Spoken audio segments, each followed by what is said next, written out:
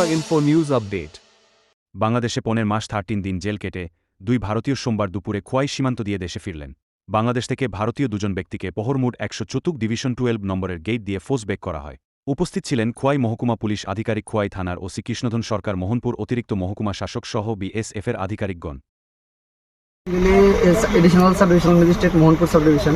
আমাদের মোহনপুর সাব ডিভিশনে গোপালনগর একটা জায়গা আছে, সেখানে যে আমাদের বর্ডার ফেন্সিংয়ের যে গেট ছিল, সেই গেট দিয়ে আমাদের যে গোপালনগরের একজন বাসিন্দা, বাকি দুজন রানীর খামার বাড়ি ওদের, ওরা আমাদের হেড অফ ফেন্সিং যে ওদের জায়গা ছিল কৃষি জমি, সেখানে ওরা গিয়েছিল কৃষি জমিতে নিজের। তো সেখান থেকে ওদেরকে যে বিডিআর ছিল তারা ধরে নিয়ে যায়। তো তারপর আমরা যখন খবর পাই বিষয়টা, আমরা জিএ পলিটিক্যালের সাথে যোগাযোগ করি ফ্রম থ্রু ডিএম অফিস। সেখান থেকে আমাদের মিনিস্ট্রি অফ হোম অ্যাফেয়ার্সের সাথে যোগাযোগ হয়, সেখান থেকে তাদের রিলিজের বিষয়টা আজকে আসে। তো আজকে তাদেরকে বিডিআর বা বিজেপি যেটাই বলেন, ওরা আমাদের কাছে হ্যান্ড ওভার করেছে। ওদের নামটা বলুন।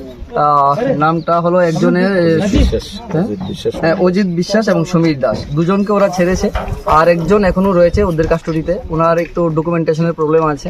তা ওনার নাম বিভিন্ন কাগজপত্রে একটু অন্যরকম, ওই বিষয়টা আমরা ভেরিফাই করে আবার পাঠিয়ে দেবো, তারপর ওনারটাও হয়ে যাবে। স্যার কোথায়, কোন জায়গা দিয়ে তাদেরকে রিকভারি করলেন? মোহনপুর গোপালনগর না, পাহাড়মুড়া দিয়ে তাদেরকে রিলিজ করা হয়েছে। খোয়াই পহরমোড়া দিয়ে? হ্যাঁ, খোয়াই পাহাড়মুড়া দিয়ে। কতদিন আসিল স্যার বাংলাদেশে? এটা প্রায় এত না, আরো কম, 1 বছরেরও কম হবে।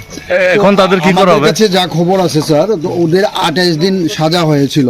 তো দীর্ঘ 28 দিন সাজার পরে আজকে প্রায় 1 বছর ধরে এখানে, এটা বিষয়টা যদি একটু ক্লিয়ার। এই বিষয়টা একটু দেখে বলতে হবে, এটা আমার জানা নেই। এখন তাদের কি করা হবে?